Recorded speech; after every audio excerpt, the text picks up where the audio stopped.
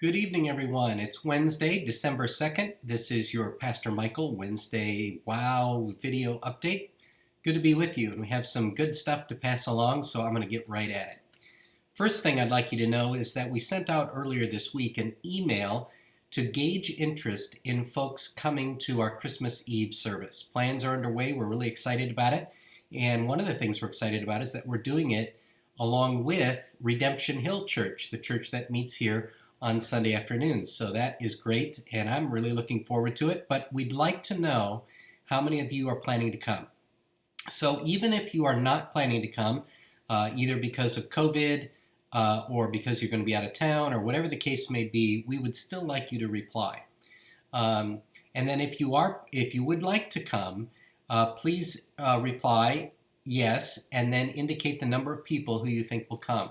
That'll help us plan ahead and know how many services to have.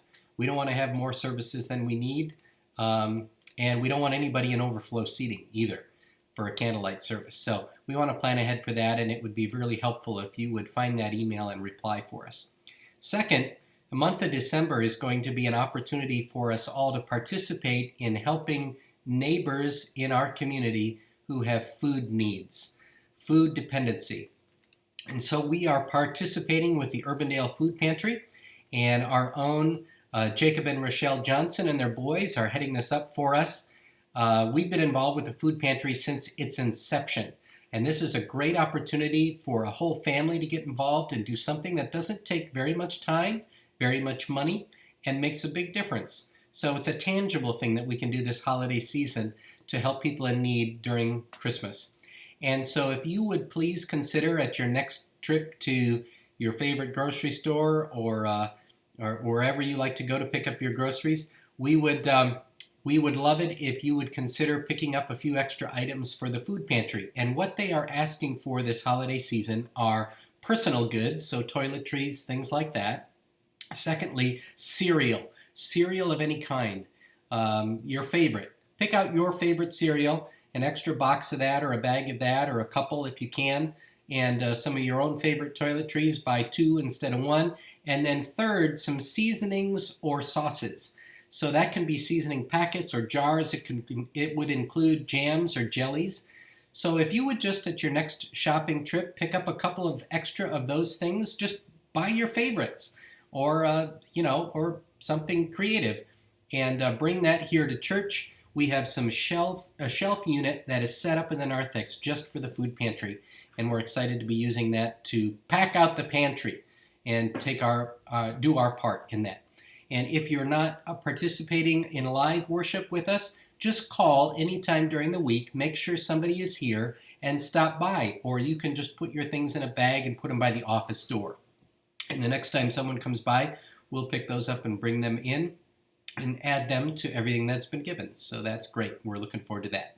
So email on Christmas Eve interest, food pantry, and then thirdly, I would like to give the service information on the upcoming funeral that's going to take place here at Westkirk for Celia Jordan. This is Cynthia Fisher's sister, and we are hosting that funeral here on Saturday at 12:30. So that's Saturday, December 5th, 12:30.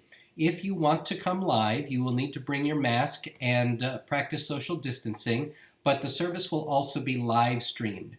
And the way to link to that live stream is to go to Celia's obituary page at hamiltonsfuneralhome.com.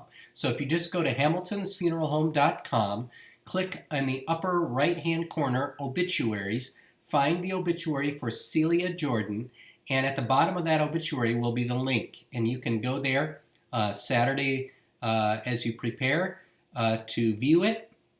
And it'll be there if you would like to watch it live, and probably, I'm going to go on a limb here, it'll be there as a recorded service for a period of time afterwards. So that's where you can go to find that live stream. Service will be here Saturday the 5th, that's this Saturday at 12:30.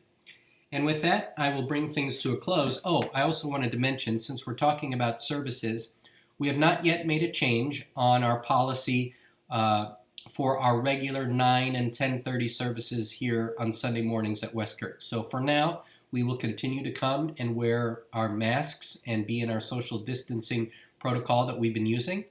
When we have an update on that, I will let you know, and likewise, I'll let you know what the status of that will be for the Christmas Eve service when we know.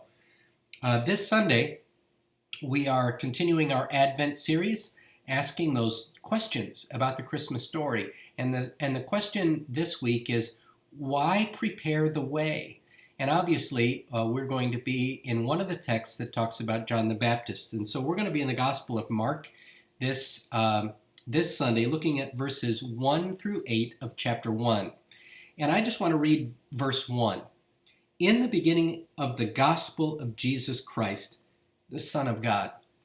I love that. I was reminded when I went back there from when I preached through the Gospel of Mark a few years ago, that the gospel is not a biography. It has biographical elements to it, of course, but what Mark says he's doing right in verse 1 is he's going to tell us about the gospel of Jesus Christ. And I just love that. The Gospel of Mark is great. As you know, it's the shortest, most succinct, but it's really interesting and it's written so well. I'm excited to be back in the Gospel of Mark again this upcoming Sunday. So if you want to look at that passage, it's chapter 1, verses 1 to 8, as we answer the question, why prepare the way? I'll see you then, live or live stream. Good night, everyone.